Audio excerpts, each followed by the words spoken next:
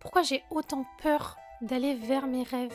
Toujours dans ma recherche en fait de format parfait, aujourd'hui c'est questions-réponses. Je remercie les copines qui ont pris le temps de me poser des questions. Ça me touche énormément ce sujet et je suis ravie d'impliquer des copines, d'impliquer des abonnés, de t'impliquer toi dans cet épisode de Shine Girl en fait. Parce que encore une fois, Shine Girl c'est un endroit où je te partage mon mindset. Tu prends ce que t'aimes, tu rejettes ce que t'aimes pas. Tu call out si j'ai dit quelque chose qui plaît pas.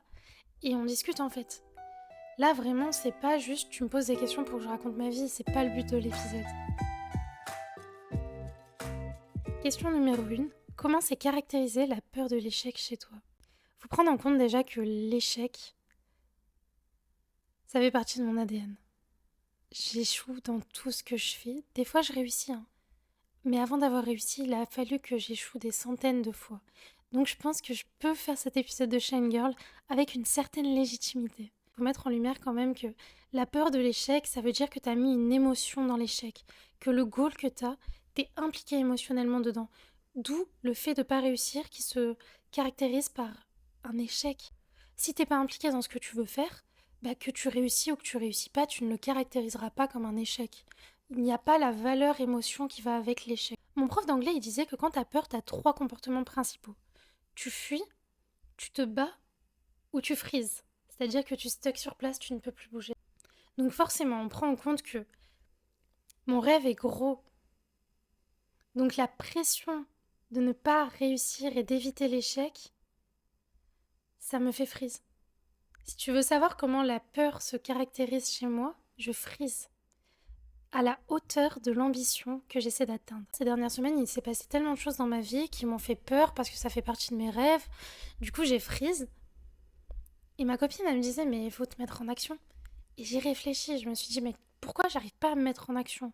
Pourquoi j'ai autant peur d'aller vers mes rêves? Pourquoi j'essaie de... Et en fait, c'est parce que j'ai pas assez d'informations, quoi. En vrai, c'est pas une valeur sûre. C'est pas 100% accurate. Parce que ça m'arrive des fois d'avoir des montées d'adrénaline. Mais je remarque que quand ça m'arrive d'avoir des montées d'adrénaline et de prendre le chemin de me battre face à la peur de l'échec, c'est souvent dans des trucs qui sont importants pour moi, mais qui émotionnellement ne me touchent pas. Par exemple, quand j'étais en BTS, le fait de vouloir avoir mon BTS, c'était super important pour moi parce que j'ai galéré pour retourner à l'école, ils voulaient pas de moi. Et du coup, ça m'a fait de l'adrénaline. Par contre, là, les trucs qui m'arrivent en ce moment, comme je suis émotionnellement attachée et que ça touche mon estime, ma peur de pas réussir, de me montrer au monde et tout, je frise. Voilà. J'espère que c'était assez clair.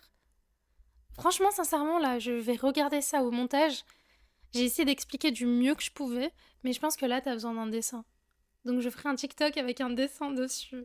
Si t'as envie de le voir, viens sur TikTok. C'est archi important. C'est quoi mes mots dans cette vidéo? Je le note. Comme ça, quand je regarderai cette vidéo, je ne l'oublierai pas. Comment la peur de l'échec a-t-elle influencé tes choix perso ou pro jusqu'à maintenant? Déjà, il faut prendre en compte que la peur, ça peut être un levier de décision. Je suis certaine que dans ma vie, il y a plein de décisions que j'ai prises par peur. Des fois pour rester dans ma zone de confort, donc par peur de sortir de ma zone de confort. Des fois parce que j'ai choisi la facilité. J'ai pris les études les plus faciles. J'ai pris la ville la plus facile au lieu d'aller prendre une prépa dans une autre ville mais qui était mieux réputée par peur de l'échec.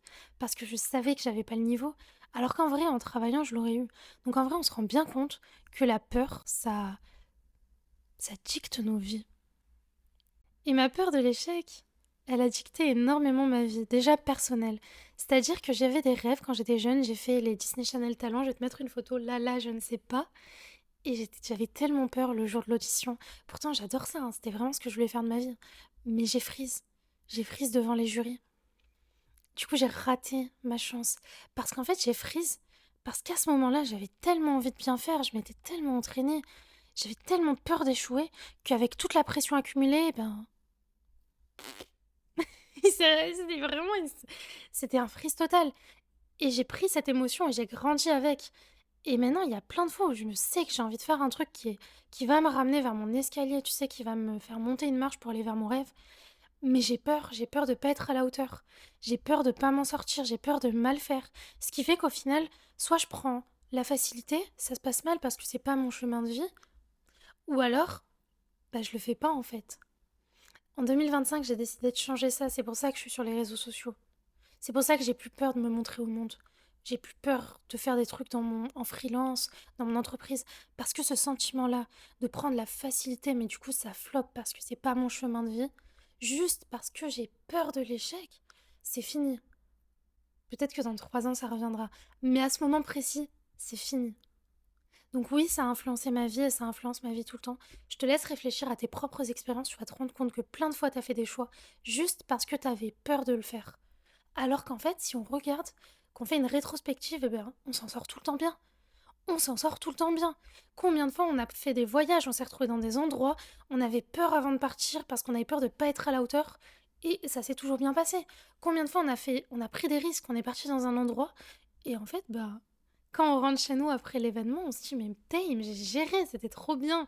Ça me rappelle, j'ai fait une formation pour des auto-entrepreneurs, j'avais trop peur. Je me disais mais attends, mais comment moi, étudiante en BTS, la NDRC, je vais faire une formation à des adultes qui ont des entreprises?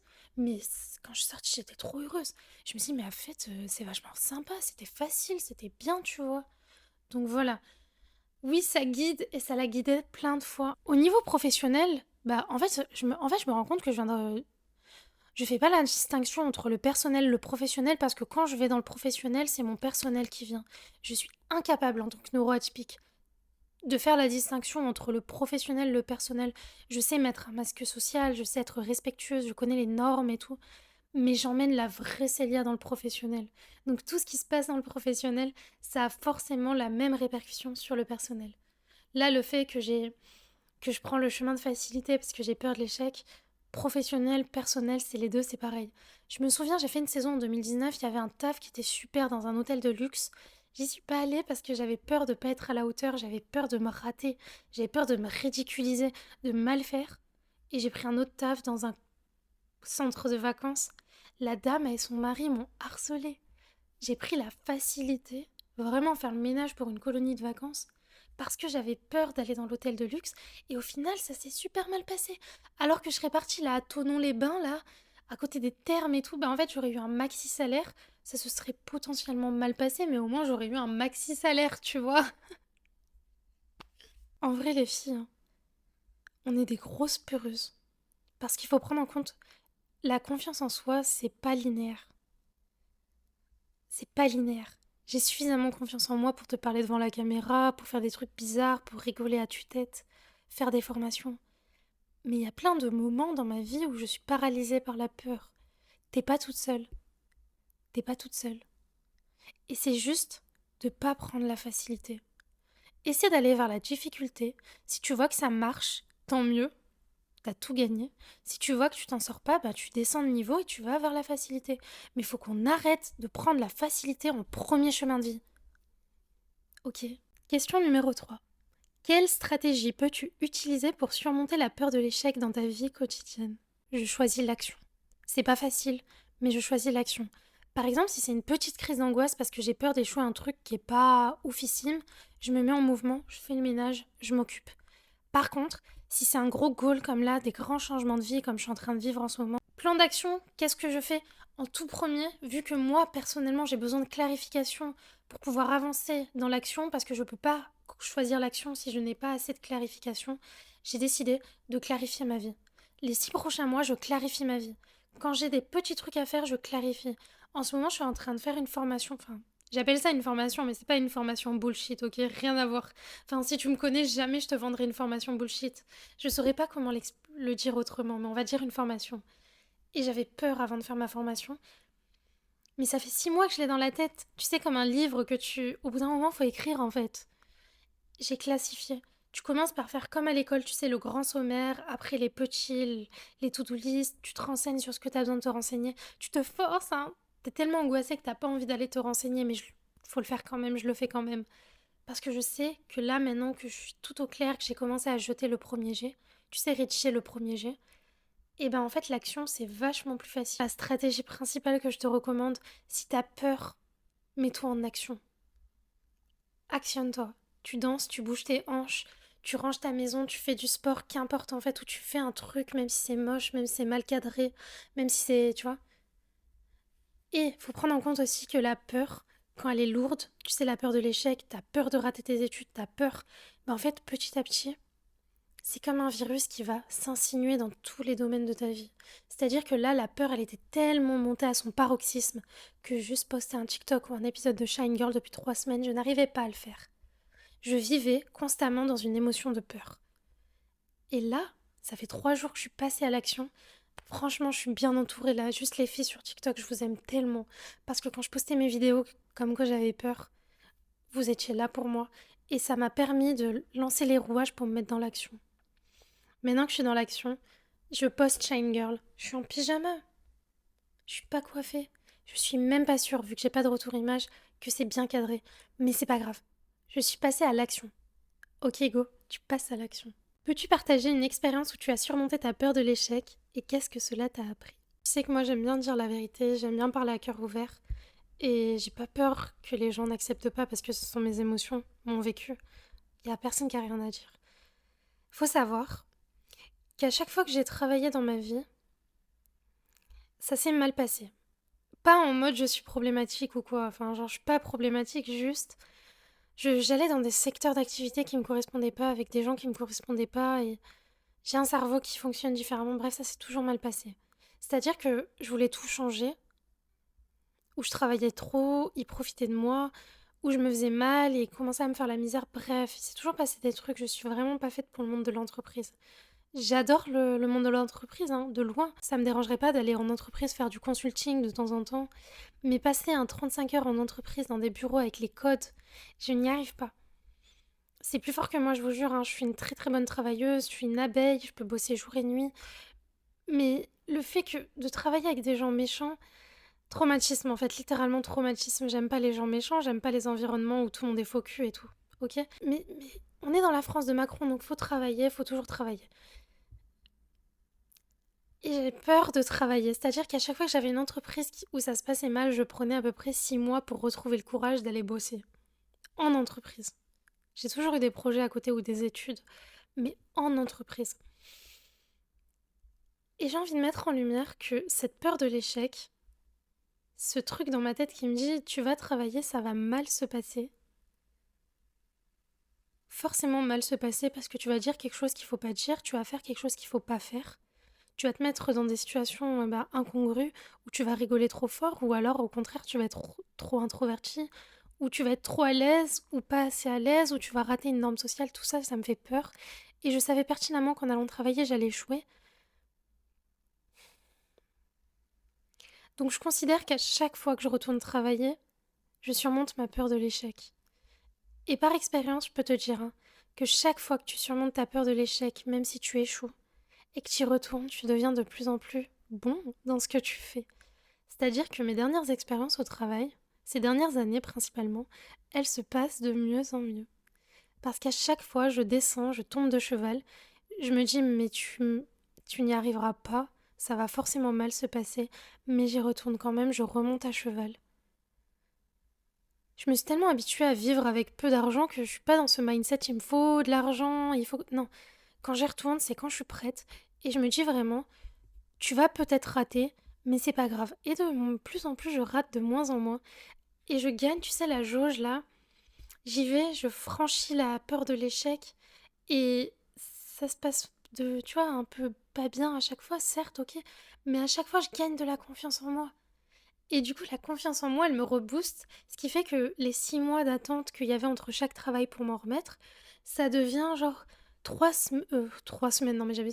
Ça devient genre 5 mois, 4 mois, 2 mois, ça rétrécit petit à petit. Jusqu'au moment là où je suis actuellement, où j'arrive dans un travail, si ça se passe mal, bon je suis freelance maintenant, mais si ça se passe mal, par exemple, je sais que directement quand je suis dans le travail, je commence déjà à chercher un autre travail. Avec la boule au ventre, avec la peur de me dire mais damn, ça va encore mal se passer. Mais j'y retourne. Je surmonte ma peur de l'échec. C'est surmontable. Chaque fois que tu vas surmonter ta peur de l'échec, tu vas te prouver à toi-même que tu es capable de faire quelque chose. Et aussi, tu vas comprendre des choses sur toi. Pourquoi ça a échoué à ce moment-là. Et tu vas affiner petit à petit les situations pour ne pas te retrouver en échec. Avec l'expérience, par exemple, je vais te faire une vidéo. Je te prépare la partie sur le travail en tant que TSA. Mais je t'explique juste un tout petit truc. Chaque fois, je, tu sais, je trouve un peu comme un entonnoir le secteur d'activité qui me conviendra. Parce que quand tu vas pas dans le bon chemin, forcément, ton taux d'échec va augmenter. C'est des signaux pour te dire que tu n'es pas à ta place.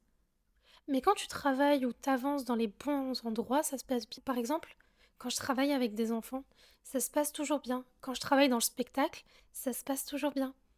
Quand je travaille dans la gestion de projet, que ce soit dans l'événementiel ou même dans l'associatif, qu'importe en fait, ça se passe toujours bien. Parce que moi, ce qu'il me faut, même quand je travaille en médiathèque, tu vois, quand je suis dans ce truc un peu avec des gens heureux, qui sont là pour être heureux, dans les vacances et tout, ça se passe toujours bien. Par contre, tu me mets dans un bureau de comptabilité, ça va pas se passer bien. Et ça, je l'ai affiné au fur et à mesure de mes échecs.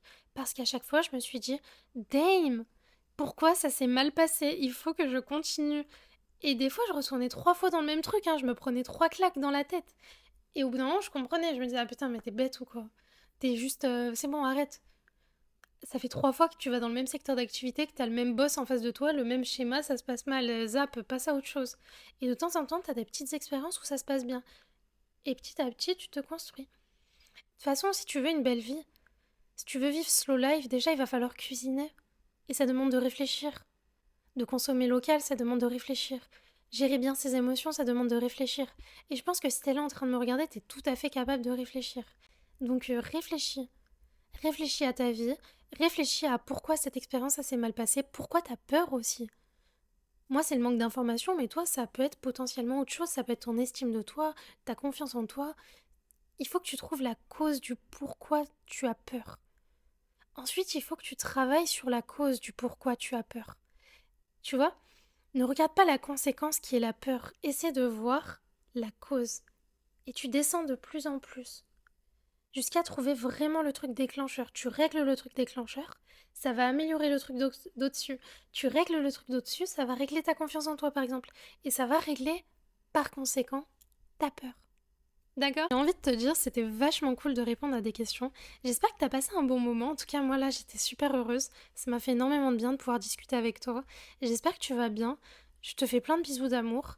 Et n'hésite pas à liker, tu commentes, tu me dis en fait ce que tu penses de l'épisode en général. Et voilà, qu'est-ce que tu veux que je te dise de plus? On se retrouve bientôt. Bye!